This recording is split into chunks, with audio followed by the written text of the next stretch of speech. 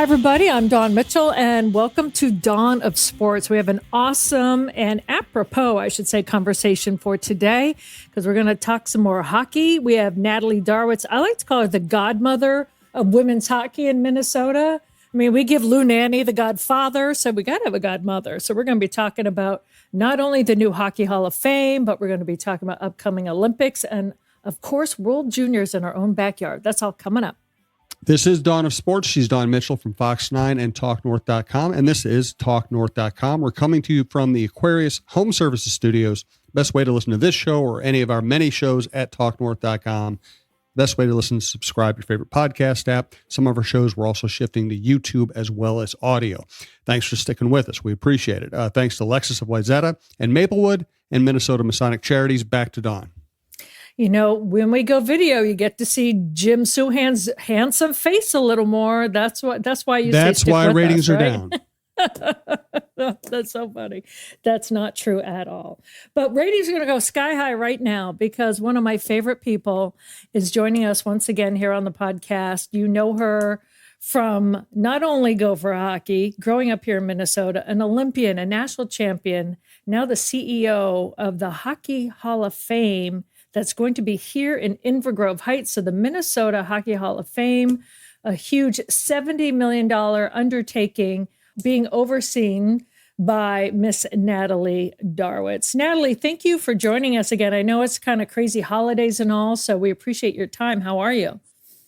Thanks. Always appreciate it. And it's always great to talk to you. I don't know about godmother, though. That makes me feel really old, Don. So. You know, I was thinking about that because I was like, well, you're not as old as Lou Nanne. We know that. But seriously, you are, you know, they always say pioneer, right? And even though you're super young, that's where like women's hockey is finally trying to catch up. So, I mean, when he wrote, I just think of all of these amazing women that have just kind of taken the arrow, so to speak, right? Pioneers take arrows of trying to get women's hockey to where it is today, and also spearheading the efforts for the Hockey Hall of Fame for Minnesota, because we know so many. I mean, if you're watching the Men's World Juniors right now, you're seeing how many Minnesotans are on display, and that's year after year after year. And so I love the fact that the women now for hockey are spoken in that same glorified breath as the men. And I know that you get humble and you get embarrassed by it, but I have to bow to you in many ways on that because you led by example, you led by play and talent, but also putting your money where your mouth is with time, effort, blood, sweat, and tears. You've done it all. So maybe, should we say godmother in dog years, maybe then? Does that work? That sounds better. Yeah, no, I appreciate the words. You're a great human being, Don. So thank you very much. Let's talk about what is going on right now. I know that it's been a while coming, that the Minnesota Hockey Hall of Fame, you had the big announcement, and then it was like, but wait until we tell you where it is. And just recently, you guys announced Inver Grove Heights. Do you feel like, finally, like the baby is here and we can start like, you know, talking about her a little bit? Yeah. So in August, we obviously announced that, you know, we're going to have a Minnesota Hockey Hall of Fame. And then a few weeks ago, we announced the location. So yeah, I kind of finally felt we had a team on paper, and now we finally have a home. So now the fun part is putting it all together and making it come alive. So we're super excited about announcing Inver Grove Heights as the future home of the Minnesota Hockey Hall of Fame. There were a number of communities that came forward and gave compelling, reasons. And at the end of the day, Inver Grove Heights kind of rose to the top as far as, you know, partnering with them and calling them home and the land and seeing the vision, you know, from the land that we'll be building on. So it's really exciting to take that next step. And now we can kind of roll up our sleeves and get to work as far as starting the build process and the S&D phase and hopefully locking arms with great Minnesota companies that come on board. So we're really excited, and it's been a long time coming. Hopefully when this thing is built, it's going to be like, it's been here forever, even though it's been a long time coming that Minnesota hockey and our rich, history and the fabric that we have weaved in our blood for hockey can finally have a place to call home, and we can showcase that. The elephant in the room, and everybody says that, is they just assume that Minnesota already has one because of the U.S. Hockey Hall of Fame up in Eveleth. So I know it's almost like ad nauseum and blue in the face of having to explain, listen, there's the U.S. and then this is just for Minnesota. How has that been coming along that way in terms of public perception and people wrapping their brains around it? I think the people that understand it and take a second to read and really listen, I think understand the process. I think it's those, knee-jerk reactions of we already have one up in Eveleth is, the confusion. But yes, we are going to highlight Minnesota hockey in our four walls. So anywhere, you guys talked about the World Juniors, how amazing that has been, that we fill the state tournament every March in St. Paul with high school hockey state tournament. So it's going to be showcasing and highlighting anywhere from lacing up the skates, the little ankle biters, the little boys and girls lacing them up from community hockey to high school hockey. We have 30 NCAA programs alone in Minnesota, D1 and D3. That number alone is astounding. We're going to highlight those programs. We're going to highlight the professional level and then obviously the Olympic level. And then finally have induction ceremonies for our legends of the game and for Minnesotans to go in the Minnesota Hockey Hall of Fame. So it really touches every level of hockey. We're going to touch every level, every inch of the state, anywhere from War Road down to Chaska to Worthington to Red Wing. Everybody has a story to tell. Everybody has probably a prominent person coming out of that community that has gone and paved the way and done great things. Not only that, there's probably Zamboni drivers and hockey moms that have done things and been unsung heroes that we want to highlight. So the U.S. Hall of Fame, again, is exactly what it says. That highlights the whole United States. We are highlighting our great state and the fabric of hockey that goes through everyone's veins. So we're really excited to be that conduit and share that story and tell that story. What exactly, I think whenever you hear CEO, I think for a while there you were doing everything, right? What's that expression, the chief cook, bottle washer, doing all of the things. So that seems like no matter what role you take on, you're always doing so many different things. But explain to us exactly what you're doing now as CEO and what burdens you have to carry on that. Yeah, I think right now being a startup and getting this thing off the ground, myself and Andrew Haidt and Amy Hamilton are wearing many hats, probably out of our jurisdiction. I'm learning a lot. Yesterday I had a call about, general insurance, not the benefit kind, but like, hey, you go to an event and you should be insured if something happens. So it's like, you don't think about those things, but our forefront right now is we're really excited to have a location in Inver Grove Heights. The next step would be, we're really close to selecting a general contractor, which obviously is the company that's going to build the museum, the hockey rink, and the event center. In the time being, we're in the S&D process with our architecture ESG of designing the exterior. We're starting to move to the interior and selecting a company to help us with that. And all in the middle there, obviously you mentioned a price tag earlier. We're on our way to raise capital and we need to raise some more. So that will be the biggest piece of the pie on our plate, is making sure we raise the funds so that we can see this Minnesota Hockey Hall of Fame project through. It's going really well. But of course, we would love to lock arms with, Minnesota companies that want to share their story too and be a part of this legacy, one-of-a-kind project. How does it help then that something like the World Juniors is here in the United States and in Minnesota for the first time? Has that helped at all? And you must be so proud to, see how well received it's become. Yeah, I mean, I don't think there was any doubt in any Minnesotan's mind that we would put on a great show and be a great host for the World Juniors. And I think people are taking notice of that. USA Hockey in the last probably 5 to 7 years, it's gone from vying and hoping to get, a silver or bronze to their gold medal contenders. So, I just think this tournament, the World Juniors, showcases what we have in our great state. Naturally, then that carries over and parlays to, yes, we're in the Minnesota Hockey Hall of Fame, and we want to showcase that. So the players that played in the World Juniors on the men's side, there's a women's U18 team we have a lot of gold medal winners as well in the last few years from Minnesotan. We want to take that and we want to say, okay, a Zemer, all these players from Minnesota who are playing right now, they're going to be showcased in our Minnesota Hockey Hall of Fame one day, and that's going to continue. This thing isn't going to stop. But I think it just brings a magnify onto what we can do in Minnesota, and that hockey is just so special to us, and we hold it near and dear to our heart, and it connects us at the end of the day.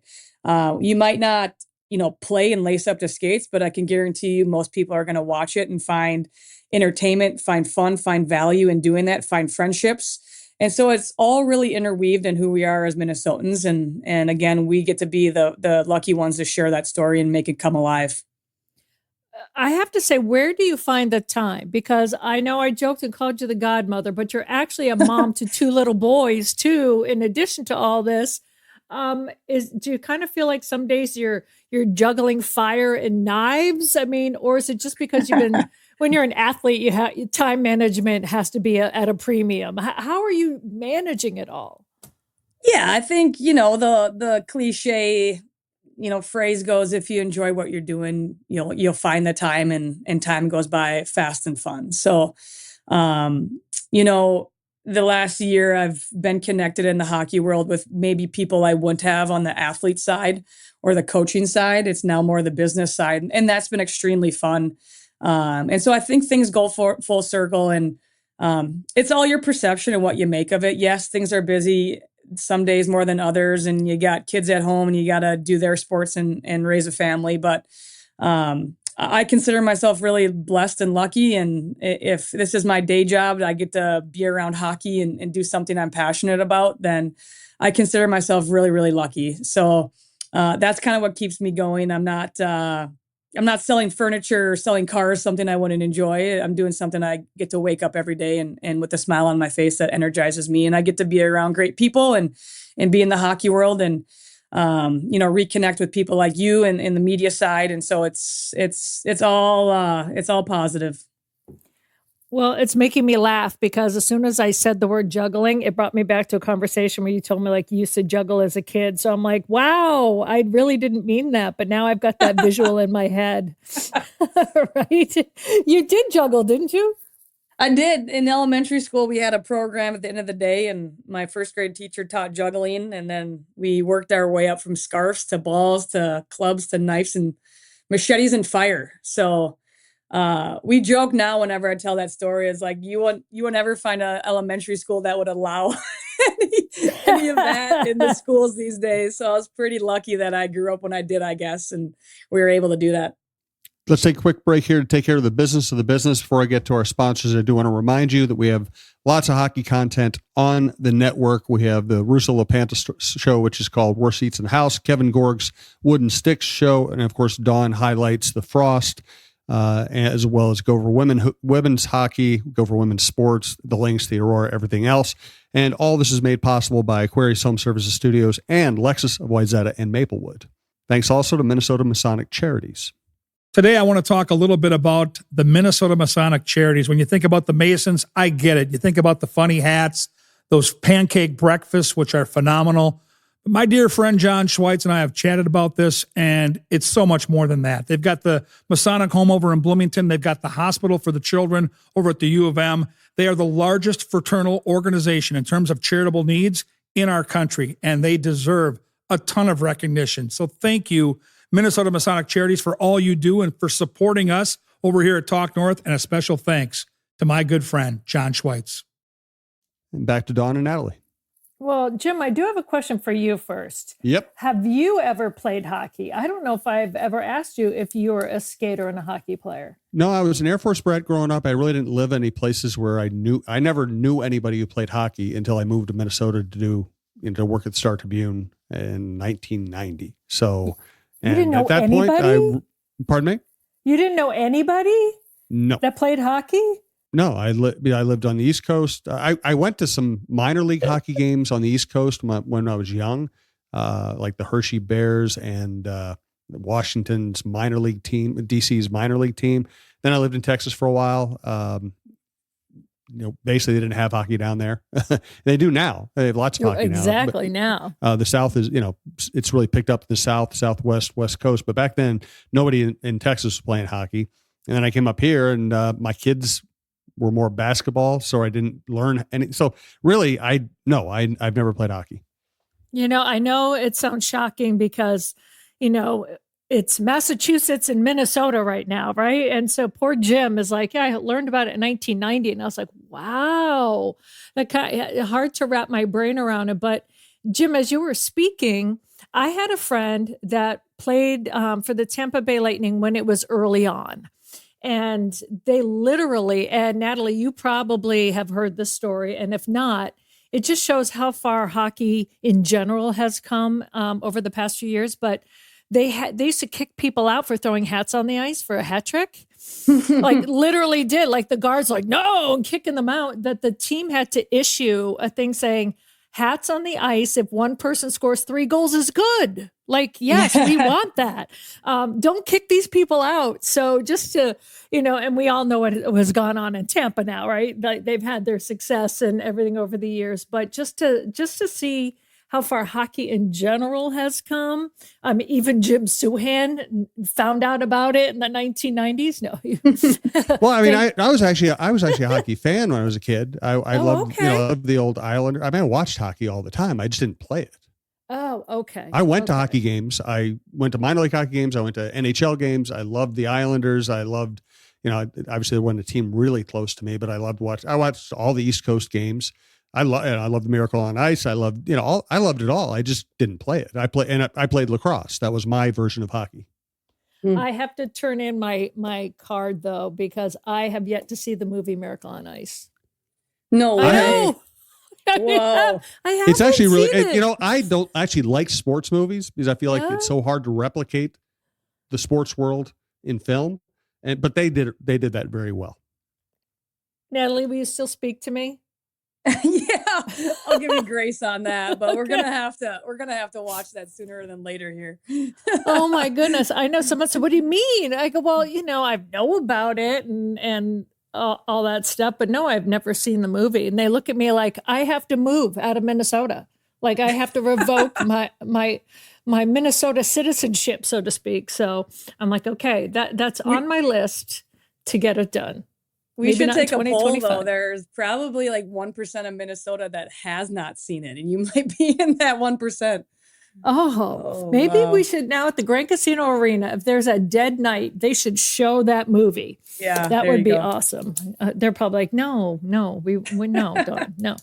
Well, let me ask you this, Natalie. So since I have been here, and I think it was Fox Sports North at the time, and then, the iterations have changed. But when they started Hockey Day Minnesota, and I know Jamie Hirsch from the NHL Network loves to come back home and support that. And now she's, now even calling games in Vegas. When you see something take off like that, to really showcase the pride of hockey in Minnesota, to put something behind rather than people just saying, oh, we're the state of hockey, but to put some teeth behind it.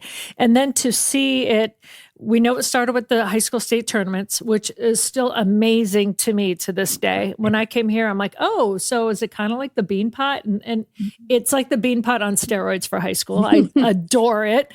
And then Hockey Day Minnesota has become this huge thing. And like you said, to have the World Juniors here, and then the Olympics are just around the corner. Do you sit back sometimes and just say, wow, how this has grown just in the past 20 years here in Minnesota? Yeah, I think if you ask true Minnesotans, we're humble, but yet we're not surprised. I think the memories are from growing up, lacing up the skates at a young age and going either on the outdoor lakes, ponds, or the community rinks outdoors. And those were kind of your fondest memories growing up of absolute free play. There wasn't adults around. There wasn't anybody wearing zebras or referees. And you just were playing free play. And I think that's where the game and the love starts, is just kind of like the Sandlot with baseball, just going to a park and playing. I think our fondest memories. And so you give it the resource, and you shine a few lights, and you put a few cameras on it, and it's just you're glorifying our great game, and making it accessible for everybody to watch. But really, it's a kid's game at heart. And so I don't think any of us are surprised. I think marketing and social media and the business world have taken a hold of that and made it more special and heightened. And has given it a voice and given it legs, if you will, which is really special. So, they've been doing outdoor games for years. And I actually was having coffee with a gentleman named Jamie Spencer. He used to work for the Minnesota Wild. Yeah. We just kind of reconnected, and he shared with me, do you know how Hockey Day Minnesota started? And I was like, no. And he was like, I was coaching for a Minneapolis team, and we were playing International Falls, and we looked at the sheet of ice and we're like, we should play out there next year. Wow. So it started pretty innocently. And then obviously with his connections, he got that up and running and got TV coverage for it. But that's what it was. It was, hey, like, there's hockey rinks all around outdoors. Like, let's take a game outside. And I think from Hockey Day Minnesota, now you're seeing, you have the St.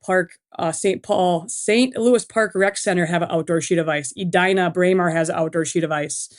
I know Goat Hill and Egan, they have a refrigerated sheet of ice outdoors. I think from, things snowball from Hockey Day Minnesota. Look at what Shane Hudella is doing out in Hastings, and they'll host Hockey Day Minnesota this year for the United Heroes League, and what he's been able to do for the veterans, families, and stuff. So it's just taken off. And I don't think any of us are surprised. It just takes that one time in the limelight for other people to grab on, and for the funds and for the interest to happen. So, I don't think there's enough rinks in Minnesota. I think ice time's at a premium. People are wanting more. And, I just think cool things like that have taken off and have grown the game in ways that maybe we didn't think were possible. But, again, it just took one idea of someone to say, let's play outdoors and showcase it, and look at how much it has latched on and spread. So that's what our great state's all about. So. I always wanted to know. That's kind of, whenever there's a great idea, I want to say, who was the person that brought that up? Like, who thought of that? So now Jamie gets the kudos. I'm bowing down to him, because that's, even though I think he was a Badger, though, right? So he was. I hope I shared it correctly from memory, but yeah, he told me the story. It was really fascinating, because I wasn't aware either. And it just takes, one person with a great idea, and then the resources that come with it, and that was Jamie. Oh, that's awesome. And what I love about women's hockey, I mean, we've seen the Frosts be back-to-back champions. Now, the Gopher women's hockey this year, I know we're in the break. They're going to start playing coming up in a couple of days. It's still number 3 in the country, looking up at Penn State and Wisconsin, number 1, those Badgers. But to see that program as well, and I know that you and Frosty have coached together, just to see the continued success. I mean, it's almost like when people talk about the Lynx, like, oh, they didn't win this year. It's almost like the level of, to even be number 1, 2, or 3, the level of competition, and to do that year in and year out is so hard. And I say especially so in college, because, people can transfer, they can do whatever they want, they can go pro. The women can leave early now if they want to too, and go pro. And, just what does it take, Natalie, for a program like the Gophers to continuously, year in and year out, be in the top 5 and to be on a national level like that? Yeah, I think it's just a testament to where our sport's at. You mentioned the Bean Pot. The East Coast teams have special tradition out there, and so do we. Like I mentioned, we have 30 NCAA programs, D1, D3 in the state alone. So it's kind of like, with all that competition, how do you stay good? And then obviously you mentioned Wisconsin's really good, and Ohio State's number 2 in the nation right now, with a lot of Minnesota players now having the choice. When I grew up, it was really no no challenge. It was, we're going to be Gophers. And Right. now with the resources and how far women's hockey has come and more colleges offering it, now these players in high school have an opportunity to go to Wisconsin. They have an opportunity to go to Ohio State, out east. There's good programs out east. I mean, I look at Chrissy Wendell's daughter at Hill Murray. She's going to Wisconsin. Wow. And so, that probably was unheard of back in our Right. era. That is just like, it's Gopher or bust, and that's it. So there's a lot more opportunities, which is amazing for women's hockey in general. I think if the Gophers are not in the top 3, top 5 at minimum, then with the resources they have and the players are coming out of Minnesota, then they need to take a look in the mirror. But, I think by the resources they have and the home bodies of Minnesotans wanting to stay here, they should contend for the top players and get the top players. And that alone should help them out. Obviously, Ritter Arena is probably one of the best college venues in the nation. To have that as a recruiting tool is huge. So I think just women's sports are in a great spot right now. And obviously that started with Caitlin Clark effect in women's basketball and women's soccer. And that's trickling over to the PWHL and to the Division I and Division III colleges. So, I think Augsburg last year played in the Frozen Four in D3. So just a lot of great Minnesota stories happening right now. And it's on the women's side, and it's really exciting to see. And again, I think we'll stay humble, but I think at the same time, it's not surprising either that the success is happening in our state. When the Olympics come about, how do you feel? Does it bring you back to your days? Are you one of those junkies that you have to record the games if you can't watch them? How do you experience women's hockey and when it's Olympic time? Yeah, it's fascinating because the lens of what kind of is going on behind the scenes and all the work it took to get there and kind of what's going on behind closed doors. You have a glimpse of that just based on your history and being a former player. But right now I'm simply a fan. Like obviously they've done quite well the last few years. They have Canada's number. Woohoo! That, which is great, but I will share a story. We had Canada's number in 2002. I think we went 8-0 in the prelims. We played them 8 times, went undefeated. Our final record of the year was 8-1. And I would trade any of those 8 prelim wins for the one that we lost. Yes. Which was the gold medal game in the actual Olympics. So that's the crazy thing about the Olympics. It comes down to 1 or 2 games, right?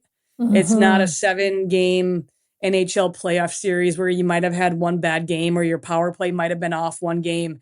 No problem. We got a couple more to work with. It's one game and done. So it's the pressure of getting to that gold medal game and then knowing that honestly, the uniqueness of the Olympics has erased everything that just happened in the last, 6 months because it's a one and done game and you got to be on for that one game. So unfortunately in my career with the Olympics, I was on the other end of those one games where we didn't pull through, but hopefully they can learn the lesson from previous experiences and bring home a gold medal here this winter. See what I mean? You take arrows. Pioneers take arrows. But at least, I mean, you're forever an Olympian. That's what I say, I know that's a big thing, like at our TV station when people are putting in the graphics under people's names, and it's never former Olympian. It's always Olympian. And that's something to be proud of.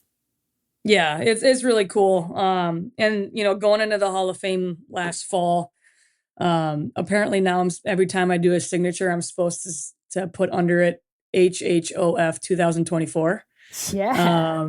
So yeah, it's just things like that. It's like, I'm forever now enshrined in the hall in Toronto and forever an Olympian and, really cool. And the other tidbit to that is they're on TV for 2 weeks, but there's just so much that goes into it for these athletes sacrificing, and training and being away from family and loved ones. And so there's a lot that goes into it.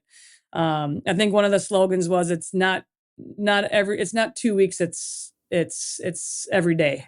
It's every day. So it's a lot goes into those athletes. And again, like I only watch skiing once every 4 years. And that's in the Olympics. Right. And those guys are doing it every day, flying down a mountain. So that stuff, it's pretty cool to have that perspective of knowing that you've seen it and have had the lenses inside of what those athletes go through when you watch them on TV every 4 years. Well, absolutely. And, they say it's every day, and those car rides, whether it be with your parents or your friends' parents, those are indelible moments as well, because that all helps build who you are. I love that when people say, those car rides are important, driving you to practice, so whether even when you're older and you're driving with your teammates or by yourself, like those are the other moments that build athletes, I think, in those quiet moments, or not quiet, depending on how many are in your car. Yeah, that's so true. I mean, even you saying that brings back memories of growing up playing boys hockey. I remember I was riding in my friend Jordan Bailey and his dad, his truck, and then riding in my other teammates' minivan, and 4 or 5 of us are hooting and hollering. And when I was switched over to girls high school hockey in 7th and 8th grade, one of the senior captains lived in the neighborhood behind me. And I remember she let me start driving her car. She's the one who taught me how to drive when I was like 14 years old. So I got a head start on that. So it's so true. There's a lot of memories that go into the car rides and making you the person you are, or the experiences that you had. So I think a lot of people joke that it's the bus rides, it's the locker rooms that they miss when they're done playing, Oh, absolutely.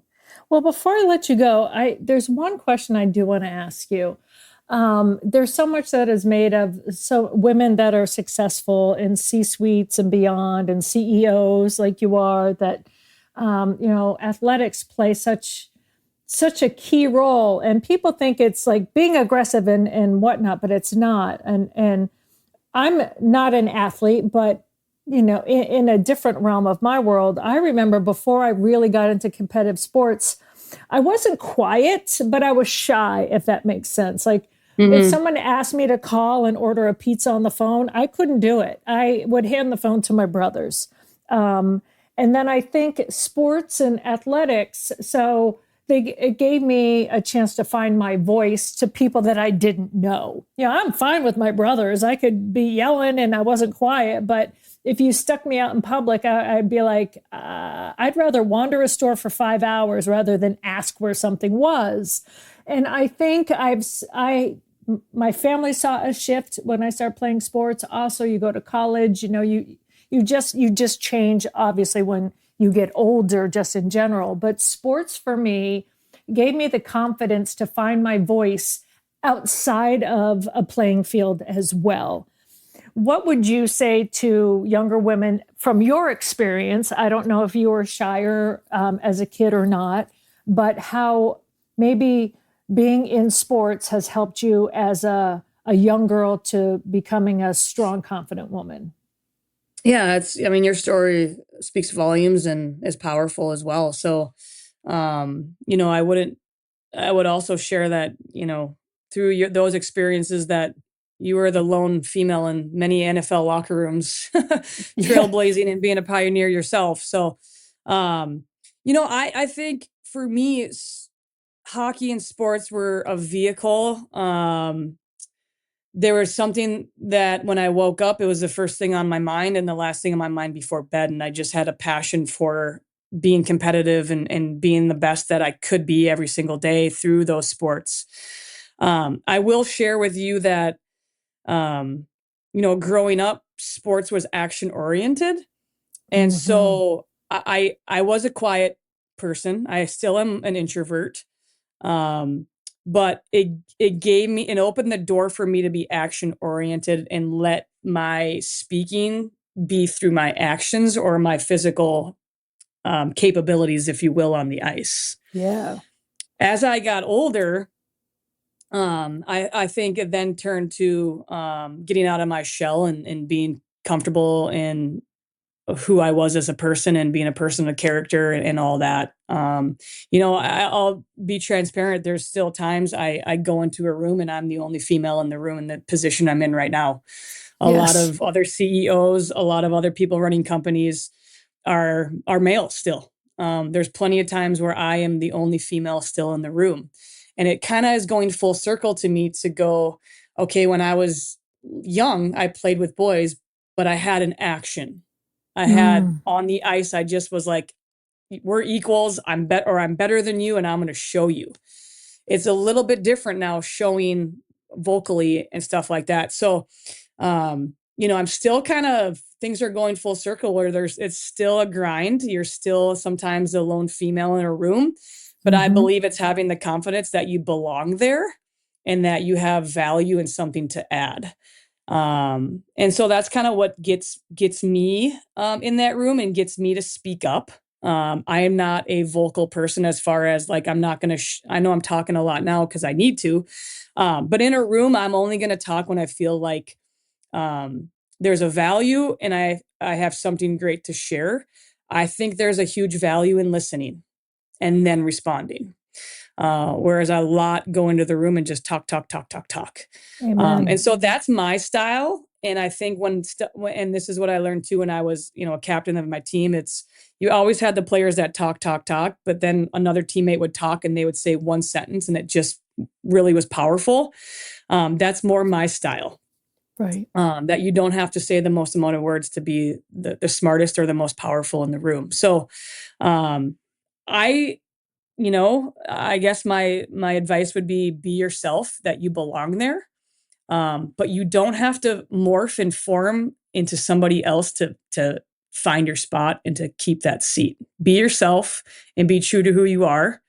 And that's what I think has brought me success in life away from the rink, is hopefully doing that. So, you're going to have your ups and downs. You're going to have your bumps and your bruises and your losses. But my philosophy is the players in Major League Baseball, if they can bat 300 or 400, which is 4 or 3 out of 10 hits, that they're in the Hall of Fame. So you're going to get your no's, but it's those yeses that you do get that matter. So keep sticking with it. If you ground out or pop out, it's okay. The next at bat, you'll get a hit or a homer. And that's kind of my philosophy, is if I can bat 300, I'm going in the Hall of Fame if I'm a baseball player. Amen. I've always said lions don't need to roar. So it's very similar to what you just said. Yeah. Lions don't need to roar. Sometimes you can just, hold in your presence. And also, now that we're adults, you can't really hip check someone when, you get mad. That's frowned upon. It's like I could take my brothers out at the knees, but that's frowned upon, just like when I was sent to my room. So as adults, we've learned and I consider myself an ambivert now. There are times where sometimes I'm outgoing many times because I'm forced to be or have to be. Like someone else said, you would go over, if you said, hey, can you go get Tom Brady for an interview? I'd go over, hi, introduce myself. Hi, but if I had to go just like at a cocktail party and I would not go over there. So it's different what your job and sports have enabled you to do. So I'm with you on all sides of that, my friend. Lions do not need to roar. But thank you for your actions. I want to say that first and foremost, because they speak louder than words. Yeah. Well, Natalie Darwitz, thank you so much, Dar, for joining us today. I think those are powerful, impactful words, and not only for young women, but for young men. You don't have to be who you're not. But, sometimes listening before you speak, that's invaluable as well. So, well, best of luck to you on this Minnesota Hockey Hall of Fame and everything else you have coming your way with your boys, with juggling everything. And I can't wait. I appreciate it. Yeah. I can't wait to see what this project comes to fruition. It's going to be awesome. Yeah, we feel that way too, and it's been a long time coming. So we're excited to get this going and to showcase our great state and our great sport. All right, awesome. Thank you so much, Natalie, and I hope you have a really happy new year. 2026 is going to be even better. I agree. Thank you so much, Don. Thank you.